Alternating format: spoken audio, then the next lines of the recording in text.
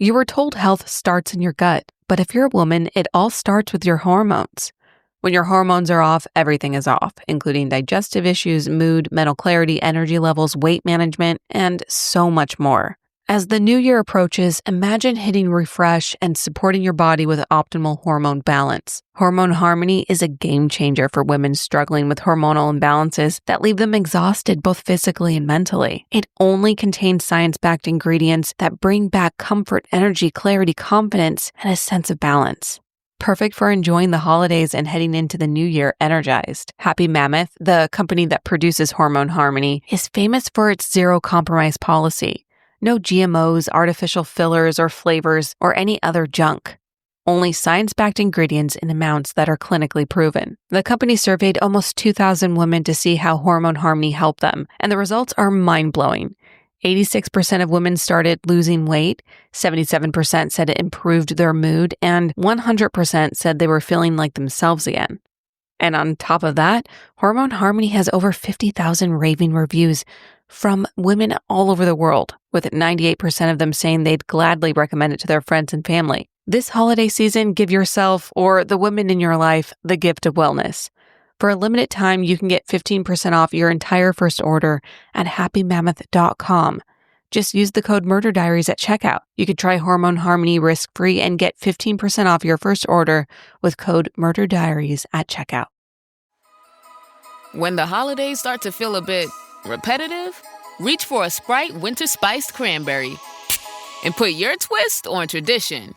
A bold cranberry and winter spice flavor fusion, Sprite Winter Spiced Cranberry is a refreshing way to shake things up this sipping season.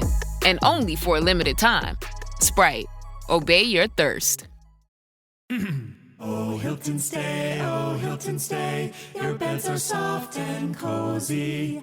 No lumpy couch, no stiff futon, no shower line at crack of dawn. Oh, Hilton stay. When you want holiday comfort you can count on, it matters where you stay. Enjoy comfortable rooms and friendly service when you stay with Hilton instead. Save up to 25% this season when you book with Hilton. Hilton for the stay. Terms apply.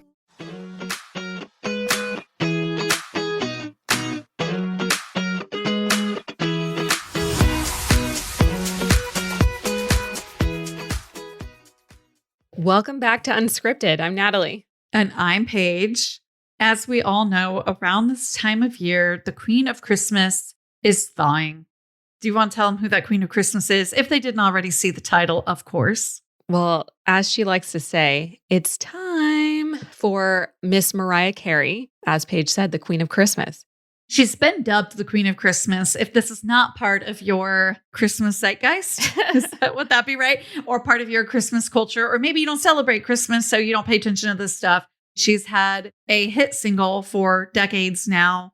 And All I Want for Christmas Is You. And at least on TikTok, it has turned into this thing where Mariah thaws every time around this year because that song starts playing on the radio everywhere. And it gets all of those who celebrate Christmas very excited to celebrate that holiday. So she really is a marker for when it's time to start celebrating. And now it's time, like you said. It usually happens around the day after Halloween. So November 1st is when she releases these videos for the last few years. And that song that you're talking about, All I Want for Christmas Is You, is off her 1994 album, Merry Christmas, that she worked with Luther Vandross on, Lionel Richie, Diana Ross.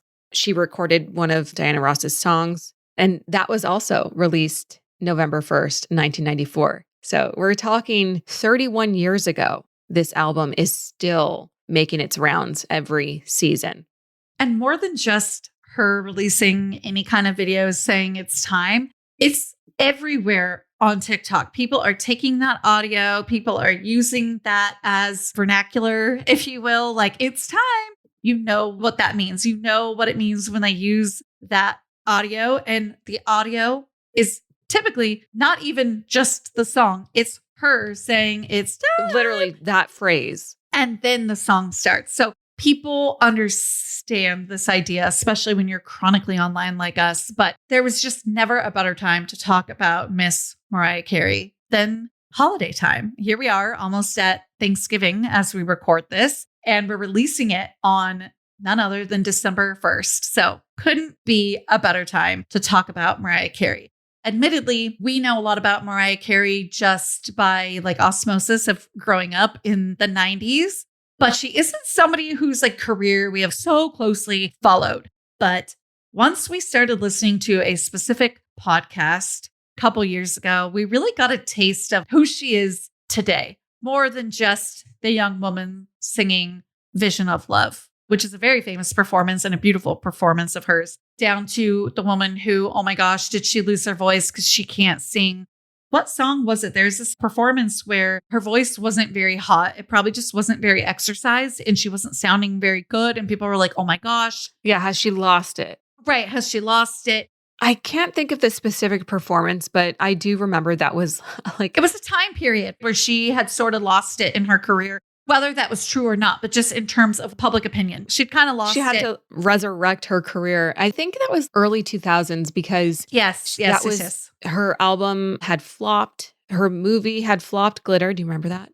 And then she came back with the album, The Emancipation of Mimi. Yes. That was like a few years after. And she is able to sing still, but singing is a sport and you do have to keep things healthy. There's a lot of different things that could affect a voice at any time, especially as you mature. And if we're talking about her in her 30s in the early 2000s, well, then of course, right? Because Mariah was born March 27th, 1969. So she would have turned 40 in 2009. She would have turned 30 in 1999. So we're talking about that period, which I'm going to say it, being in my 30s, it's a tough, interesting aging time where like you aren't fully aged where you can be quite the icon yet, especially if you're looking at this career, but also you're just not young anymore. So no one's really picking you, if you will. So I think that this whole like, oh, Mariah's lost it thing may have been a product of that time period as well, where she is doing a movie like Glitter, where she's supposed to be this pretty cute young little thing, but she's outgrowing that.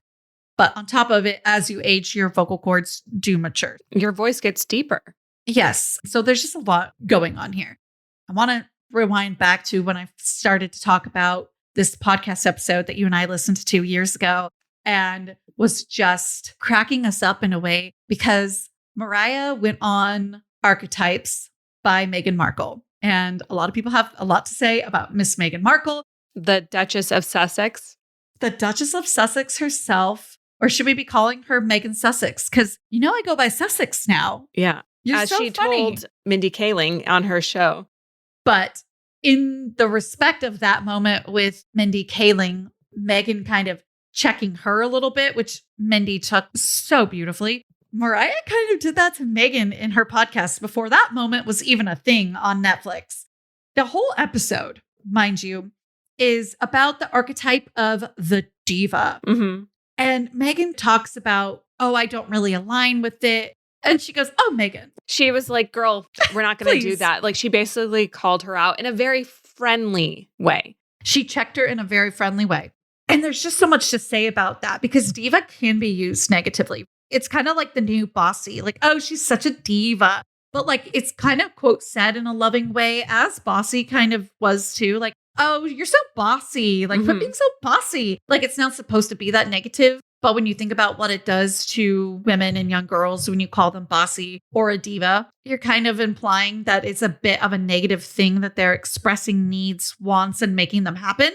And I think that this whole episode, though, kind of talks about Mariah, who we would classify as divas, but only in a good light, like an icon. Yeah. We use diva interchangeably with icon very often as well. But so this episode of Archetypes kind of examines that. But I just loved that moment. And we couldn't talk about Mariah Carey without talking about that moment. There's more moments like that in the episode. I think that diva persona, like you said, comes from her being able to vocalize what her needs and wants are, but also her ability to have the talent that backs up her needs and wants when she not demands them, but when she asks for them. She has such an extensive vocal range. I think it's like a 5-octave vocal range. She's known for having a whistle register. And there was a joke growing up that Mariah Carey could whistle and dolphins would respond. I don't know if that's actually true, but if you're a kid from the 90s, you probably heard someone say that and believed it. Dolphins are so 90s coded, even though obviously they're still around. What was the obsession? Like there were dolphin girls, just like there were horse girls and cat girls. There's an animal for everyone. There's an animal for everybody. But am I wrong? Like there was the like dolphin whale girls. Yeah. And they always had like teal and pink colors associated with them. Yes. I think a lot of that came from Lisa Frank. Yes. Maybe. That's exactly who popped into mind. Yes. Which that's a whole nother thing. We should totally deep dive that show. There's a documentary, I think, about. Yes, there is. Glitter and Greed. You know what? Add it to the list. We need to start doing more docus. Leave us comments of what docus you want us to start covering too. We love doing deep dives, but we want to start doing more pop culture and true crime docus. So leave them in the comments. But back to Miss Mariah. She really excelled growing up, like even in elementary school, at arts and music and actually literature too. She was writing poetry and writing songs since she was growing up in New York as like a young girl. Really impressive. You can tell that she's always had an artistic flair to her, and she was trying to figure out where she was going to go with it. I kind of want to address a little bit of her family dynamic as we're talking about her and this deep dive. Because it's interesting. It's interesting, and I feel like it also lends a little bit more insight into who people are, where they came from, and where they ended up. She's the youngest of 3 siblings. Her mother, Patricia, is actually a former opera singer and vocal coach. Classically trained. Like, she was the real deal. You can kind of see that Mariah had that musical influence at an early age. And then her father's named Alfred, and he was an aeronautical engineer. And she is biracial. So her father was Black and her mother is white. I love this quote from Mariah. I respect opera like crazy, but it didn't influence me. Like, that's so Mariah. Like, sorry, mom, like your type of music, like, well, I respect it and I love you, but that's not what got me into music. That is such a Mariah Carey quote. But I think it also touches on her contentious relationship she had with her mother. Her mom was known to be very competitive with Mariah. And I've actually seen clips before even doing research for this deep dive of them on stage together where Mariah's mom is singing and then Mariah takes her moment to sing. And you can tell her mom is just so unimpressed with her daughter, who literally is an incredible singer. She was named like the 5th most influential musical artist of the century by Rolling Stone, or of all time. I feel like that just highlights how difficult and hard her mother was to please. Yeah. And I think that going back to the quote, it makes sense why Mariah wouldn't have been looking to her. She wasn't going to give her mom that. She wasn't going to give her the credit, but also she probably didn't feel like there was like space for her there. And Patricia supposedly didn't push her towards a career in classical opera, but she did suggest the vocal training. So there was part of it. So I think it shows that singing in any capacity still was somewhat influenced by Patricia. So I don't know if that quote is totally like shafting her mom, but it definitely says something about opera music and how Mariah related to it, and maybe thus her mom entirely. So very interesting there. And before deciding she wanted to work in music per se, she was already living in Manhattan, which, of course, if you want to be a model or music like LA or Manhattan, definitely. She spent 500 hours doing beauty school. So she was also talented in that regard and was pursuing a career there. And it's there that she landed a gig singing as a backup singer, a freestyle backup singer for Brenda K. Starr, who I'm not super familiar with, but that name does sound familiar. So she might be a little bit before our time, but what a cool gig. A cool gig that led to an opportunity that would change Mariah's life, because in December of 88, Mariah accompanied Brenda K. Starr to a Christmas party. And that is when she was able to hand her demo tape to Tommy Mottola. And that is a person who would play a very huge role in Mariah's life, not just professionally, but personally as well. They end up getting married 5 years later in 1993, only to divorce 5 years later in 1998. But that's quite a long time. That's a decade of experience and life together. I don't know what the relationship is now, but something is pulling me to say that they're still very close. I'm not sure about the current status of that relationship, but it was openly known that he was controlling, isolating. It just wasn't a healthy relationship, let alone marriage. Okay, they are not close. I'm an idiot. And what you're saying is much more of like, I don't know where my brain was going with that. Maybe it's because I know how influential he was to her career overall. So, but no, the internet is telling me they are not close. They are not close. And she even described her marriage to him, or like the marital home that they shared while together, as a gilded cage. Like she felt trapped and stifled. Well, he's 19 years older than her. Like, let's talk about that too. He's like 18 or 19 years older than her. You have the huge age gap. You have the power dynamic. He was in a CEO, or a music CEO, very influential in the industry.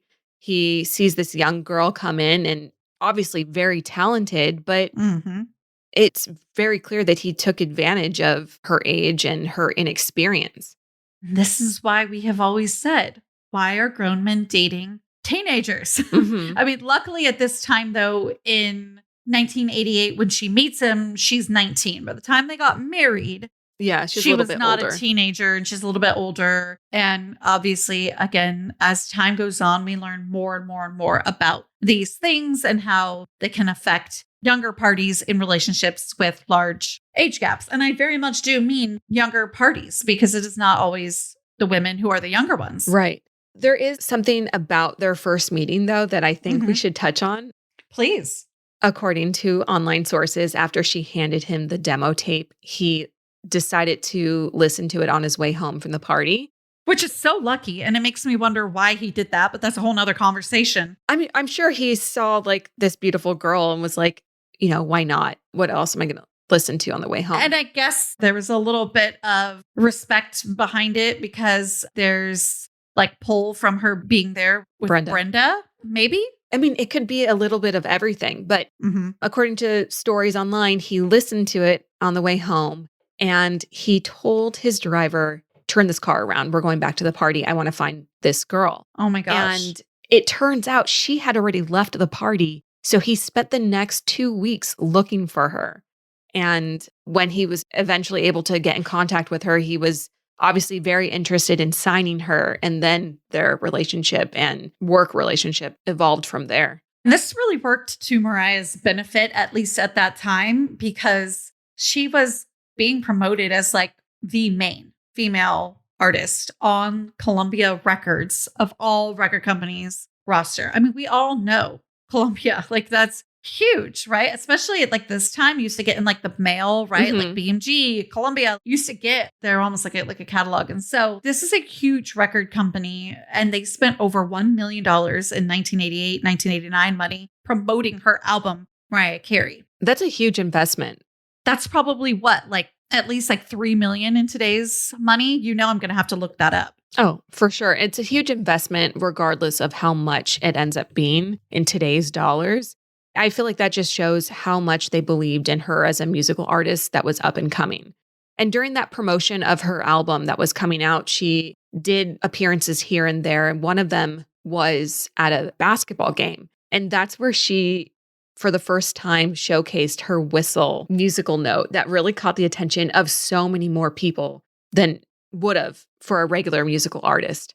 It's almost part of her brand now. Oh, and yeah. By the way, the inflation calculator is telling me that if this was in 1989, that 1 million would be equivalent to 2.68 million. So yes, almost $3 million. Unbelievable. That's so much money. Now, I bet you today, though, they spend even more than 2.6 million or $3 million, if we want to call it near that. I bet you they spend even more. I think it probably depends on the artist. Right. But your main female artist? Oh, yeah. There's a budget for those. I want to know how much Scott Borchetta was spending on Taylor as his only artist and the main female artist of that record of Big Machine. So now I'm curious again, whether that's 20 years ago and today, like how much are they spending? Because it does. It feels like a lot. And it's kind of interesting too, because they were really developing her because she didn't even have her first appearance until 1990 when she sang America the Beautiful at the NBA Finals. So it's kind of interesting. Like they meet in December of 88. And then probably by like, I would guess March of 90, if we're talking NBA Finals, then she's on TV performing. And so everything was at a really quick pace. He obviously liked what he heard on the demo and got to work right away once he was able to find her 2 weeks later. I'm dying to know, A, how he ended up finding her, probably a bunch of phone calls, but B, if he had to have the car turned around, did he just like walk around with like a Walkman and play all the cassette tapes? Like, or like, did he just always have one on him just in case? I could see that. Or did he listen to it in the car over the car stereo? True. So like the driver also got to hear the demo of Mariah Carey. Something about her, more than just, hey, she's here with Brenda K. Starr. Something about her made him want to listen to that demo. Do you know how many demos this man would have gotten? Maybe it was a little bit of that diva alive and well in her, even at this young age. Yeah. I mean, sometimes, especially back in this day, somebody born in 1948, like Tommy Mottola, is going to be more impressed by somebody walking up to them and being like, hey, I've worked really hard on this. I'd love for you to listen to my demo, than somebody born in like 1988. Oh, for sure. They're going to be like, please don't walk up to me. I'm a millennial. We don't like that. Send it this way. Send it through this process. Like, that's just not as well received because we were taught like you go and you shake the hands and you turn in your resume in person, right? Like our boomer and silent gen parents and grandparents, that's what they taught us as millennials. But now we hate that. And it's also just not working for us in our careers. Like that's not how you do it. Everything goes through online filters. It's unfortunate. You're so right to bring that up. Like if this had been another time, would this have played out the same way? Probably not. No, that tape would have been thrown out. Today, that tape's getting thrown out. They're not listening to it. Unless, of course, Brenda says, hey, Tommy, you got to listen to this demo of my girl, Mariah. I actually have her here. Here she is. Oh, hi, I'm Mariah. Then maybe not. But no, Mariah walking up. No, and he would have lost out because look at her. We all would have lost out. Yeah, we all would have lost out. Because, I mean, what an incredible talent. There's no denying it. Even for whatever was going on during that period where maybe her voice was needing some reworking, some retraining or whatever was going on. We don't know. I think that's like the marker of resilient, iconic person in pop culture is they do have these peaks and valleys in their careers and their lives, and they always are able to come back from it and resurrect their careers. But as we're talking about this album that she released, it was a moment where not only the music executives got to hear what a great talent she was, but people, the broader audience, also realized what a talent she was because her album topped the US Billboard 200 for 11 consecutive weeks. Oh, and she won a Grammy. For Best New Artist and Best Female Pop Vocal Performance for one of her songs. And so that tells you what a force to be reckoned with she was. Huge moment. We're talking February of 91. It hadn't even been 2 years since she had handed that demo to Tommy. So to be here earning a Grammy 2 years later, that must have been so surreal for her, honestly. And the album went on by the end of 1991 to sell 15 million copies in that short of time. And we talked about in another episode, this isn't multiple variants. This is one version of the album sold 15 million times. Right. We also have to remember and understand that there really wasn't any other way besides radio and physical media. So, of course, sales were driven in a different way to the physical media so that you could have all the songs. You had to like go to Borders Books to listen to an album before you purchased it to see if you liked the whole album or if you only liked the single. And you could just buy the single back then too. Like, okay, I'm just going to buy the single because I don't really love the whole album or whatever. So like you had to do those things to know what was going on with an album. So people were buying it either blindly or right after listening to it for a few moments in like a Borders Books or something. Yeah. Okay. You've unlocked a memory because I completely forgot about the fact that Borders, RIP, because there aren't anymore. Oh, I know. But they used to have stations where you could put headphones on and listen to the CD that was hooked up to that station. And there were several of them in a row. I totally forgot about that. We used to go to Borders as if it was a mall, even though you and I grew up with a mall that is still beloved. But we would go there, you would walk around, and of course, oh my God. I always loved reading books, but my butt was in that music section. You know it. And just looking around and DVD sections and whatnot, but it was primarily music and books, right? Especially that I can remember. But that's where I was. I was in that music section because that's how you found out, especially if you were a kid, if somebody like released a new album. And again, sometimes you just bought that sight unlistened, if you will. You were surprised as you listened to it. Exactly. I did love reading. But again, I love music even that much more. So I definitely was over there listening and perusing albums. And I just miss Borders books so much. Let's bring it back. Let's bring it back. Yes. I think a lot of people are craving that too. And I think that's something that Mariah brings to us when it's time. Like it brings something back. And guess what? This song is 31 years old. So it makes sense that it can bring that back because it's sort of the last era of this. Like after about 2010, things really started accelerating at a fast pace towards social media and streaming and those sorts of things. So this song brings up nostalgia, Christmas excitement. Like it's no surprise. It's nostalgic, but it also feels very relevant to today's holiday season. It doesn't feel old in any way. Exactly. I've told you before, I'm telling you now, and if I'm lucky, I'll get to tell you again. For therapy, I choose Rula. I've made that choice, by the way, for quite a few years now. I'm very open about my struggles with OCD, and Rula's amazing therapists have been nothing but amazing. More than that, though, I am impressed with their platform. There's a check-in survey before my sessions, and if I have questions or need to talk to my therapist in between sessions, I can message her right on Rula's platform from my account. Did I mention also that they partner with over 100 insurance plans, and the average copay is just $15 per session? Some people pay $0. I know I do. Rula is true to end care. They're committed to supporting you. I know I have felt supported and staying with you every step of the way on your mental health journey, from finding that right therapist to helping you get those appointments scheduled. Join thousands of people who are already using Rula to get affordable, high-quality therapy that's actually covered by insurance. Visit rula.com/diaries to get started. After you sign up, you'll be asked how you heard about them. Please tell them about our show and let them know we sent you. That's rula.com/diaries. You deserve mental health care that works with you, not against your budget. John Legend, Sheryl Crow, Elvis Costello, and Alanis Morissette star in the MGM Plus original series, Words and Music. Iconic artists share intimate performances and the stories behind the songs. New episodes Sundays on MGM Plus. The Who's Down in Who Newville were making their list, but some didn't know Walmart has the best brands for their gifts. What about toys? Do they have brands kids have been wanting all year? Yep, Barbie, Tony's, and Lego. Gifts that will make them all cheer. Do you mean they have all the brands I adore? They have Nintendo, Nespresso, Apple, and more. What about... So the Who answered questions from friends till they were blue. Each one listened and shouted, from Walmart? Who knew? Shop gifts from top brands for everyone on your list in the Walmart app. This episode is brought to you by eBay. Buying parts for your car? You'll know that will it work feeling.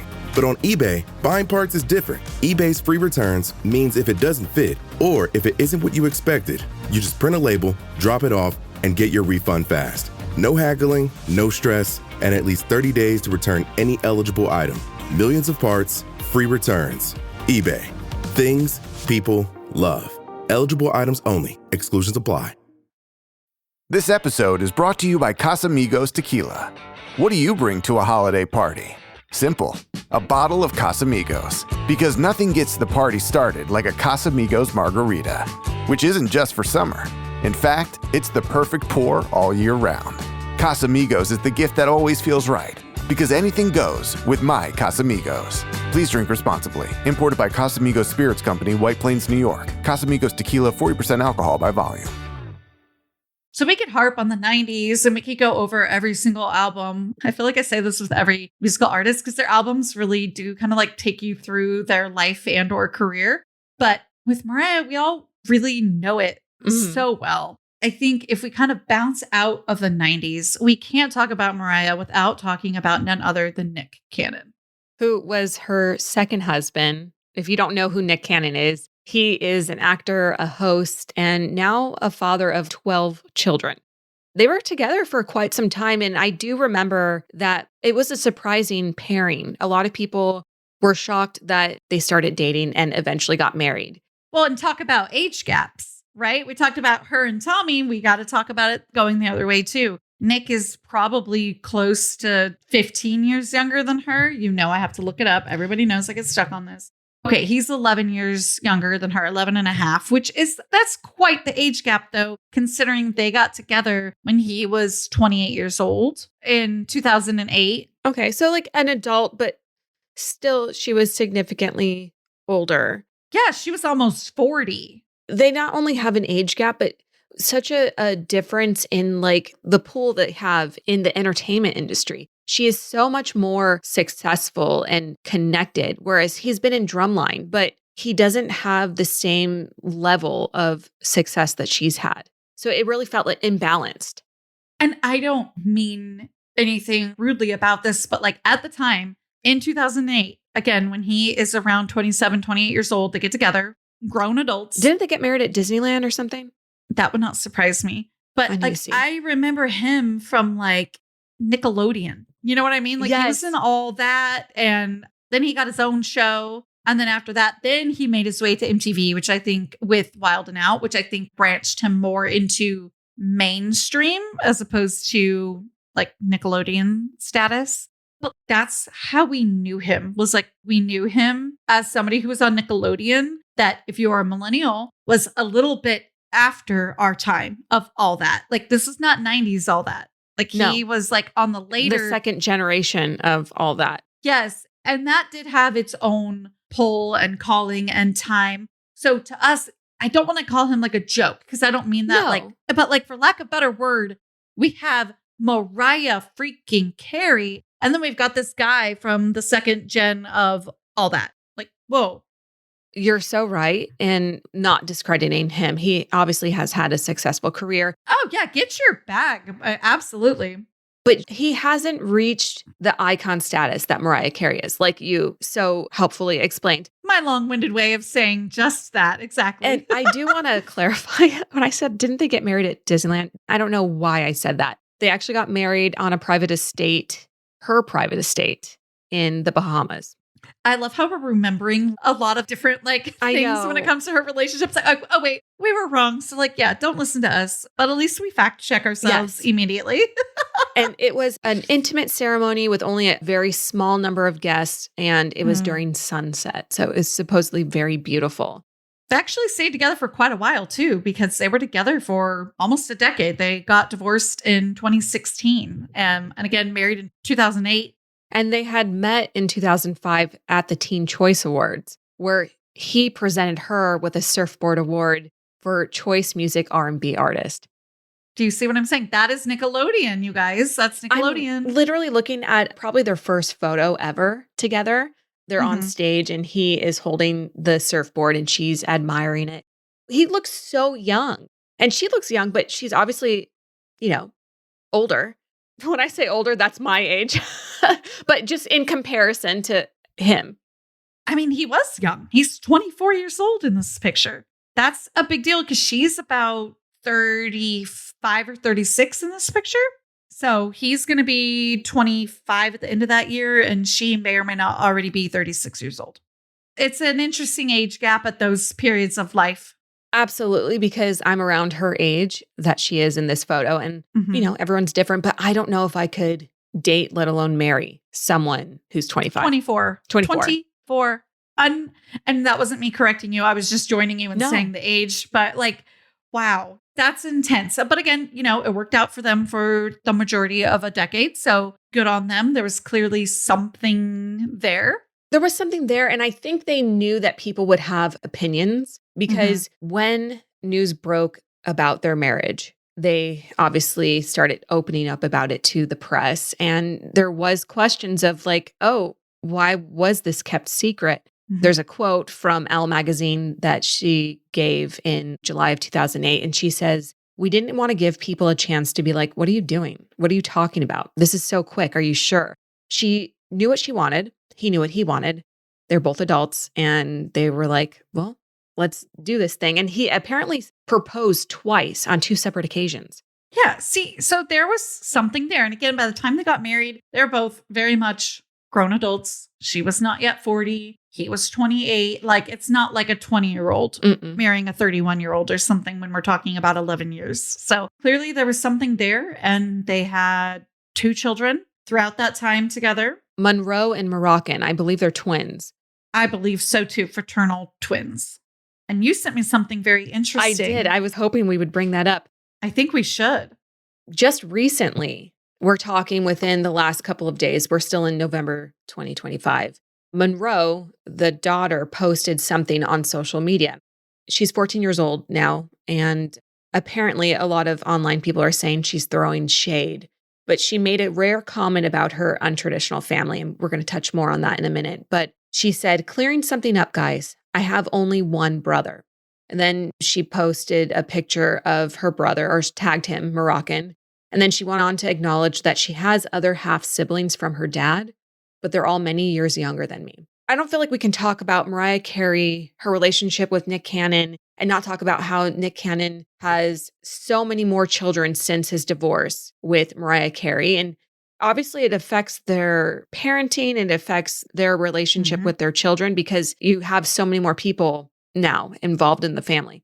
Also, I think he's in open relationships with several of them. Yes. I think it's Selling Sunset that she's on, Brie. I believe you're right. These are women who also have great careers of their own that are making names for themselves. And apparently they all know that their relationship with him is open. It's not like he's being deceptive or anything. Nope. And I don't even think any of them started out as affairs. They're all very aware of the situation. And who knows, maybe that has something to do with why their marriage ended. Maybe he wanted to, be a little more untraditional, and that could hurt after almost a decade together or whenever. Obviously, you don't just wake up one day and say, oh, it's over. I mean, maybe in some cases, but it'd probably been ending for a few years by that point. A slow burn. And he has said in the press that he will never get married again. His marriage to Mariah Carey is the last one he'll ever have. He'll never have a love like what he had with Mariah. So obviously that relationship meant a lot to them. And for Mariah, who is known to say things in the press about people, like she's famously said about Jennifer Lopez, "I don't know her." She's not afraid to throw shade. Just like to freaking the Duchess of Sussex, you're going to tell her like, "Oh no, you're a diva. What do you mean? Don't tell me you don't know or that you don't identify." You know what's funny though? People call it throwing shade, like I just said. Yeah, she's just being real. But she's being real and she's so funny. She does it in a funny way. A playful way. But I think she means it. Totally. But she's not going to be rude about it. Yeah. Like, I don't think you could just be like, "Oh, you're so funny." She would look at you and be like, "I mean what I said though." Yeah. Well, because we'll get back to the whole Nick Cannon of it all. But she was recently on Watch What Happens Live with Andy Cohen. And he asked her, "Do you know Jennifer Lopez now?" And she doubled down and basically said like, "Well, I still don't know her." And she's like, "I don't mean anything by it. I don't know her. What am I supposed to say to it?" I'm just going to say, judging by Jennifer Lopez's documentary, I wouldn't really want to know her either. We might have to watch that one. But listen, if we've learned nothing throughout many of these deep dives and Mariah herself, nobody loves anything more than a comeback story, especially in the US, okay? Everybody loves the comeback story, and Mariah really did get that. Now, she did end up, after Nick, having a couple of more very serious relationships and getting engaged. I think a couple times. There was a choreographer she was very serious with, and then she also was dating a billionaire for quite a little while, James Packer. So she did move on and raise her family through these relationships. And I will say, though, too, I forgot to mention that she actually has been openly public with her bipolar type 2 diagnosis. So she is bipolar, and it was private, of course, at first. So she figured everything out. But I mean, it's been a known thing. I think she came out with it. I'm like referencing something at this point right now. She came out with it in 2018 in April. So it's been a while now. I can't say whether she's done a lot or not in that community or anything, but yeah, she's come out that she is bipolar. So I think that when you look at the lens of it all throughout history and being so real about everything, and maybe that has a lot to do with it, like constantly fighting for her mental health and just riding those waves. It may have a lot to do with relationships and what that looks like and where she is today and why we have a redemption arc for her. I mean, of course, you live a healthy life, but of course that's played a role in everything, I guess is what I'm trying to say in a really unorganized, long-winded way. No, it made sense to me. You're just acknowledging that while she's had a lot of success, she's also had some struggles in her life, but she's always been able to come out on top and figure out a way to manage anything that has come her way. Exactly.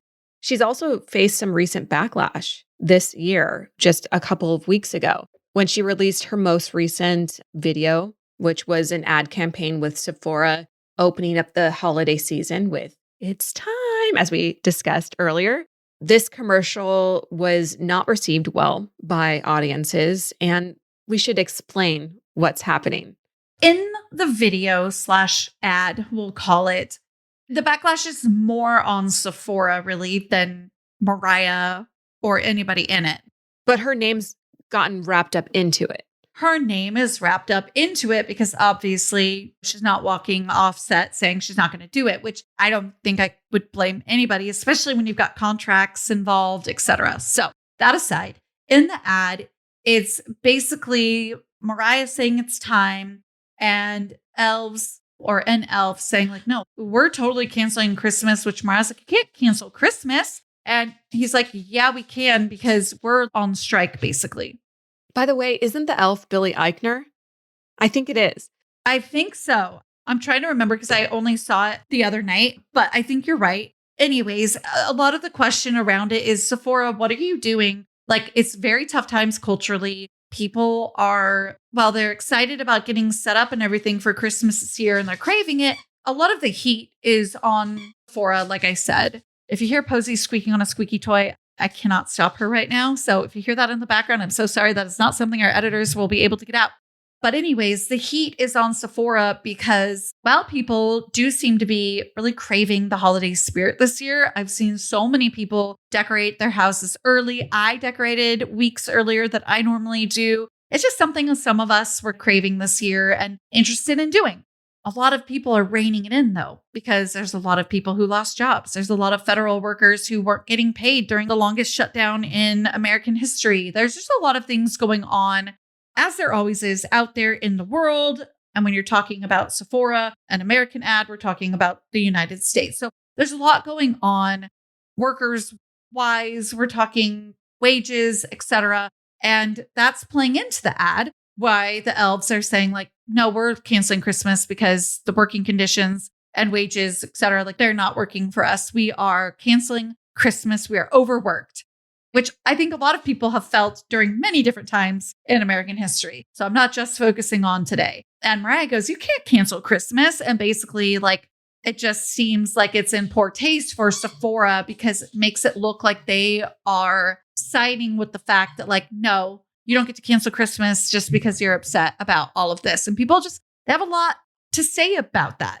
Yeah, I think you really touched on all the different points. People just see it as really being out of touch. At the end of the day, obviously she has her name attached to this commercial, even though it is a partnership with Sephora. But there were a lot of people that did find the commercial funny. So with everything going on, with anything being made and put out into the world, there's always going to be people that didn't like it and other people that enjoyed it. So it really was this cultural divide of some people thought it was out of touch and then others felt that, well, here's the holiday season, let's get to it. And I think some people, right? And it's Mariah herself, Queen of Christmas, saying, no, it's Christmas. Like we can't cancel Christmas. I think some people may have heard it more of Christmas specific, not wanting to downplay the idea that elves are overworked and underpaid and wanting to cancel Christmas. And I think that some people, like you said, may have found that a little bit more funny. And there's been so many stories.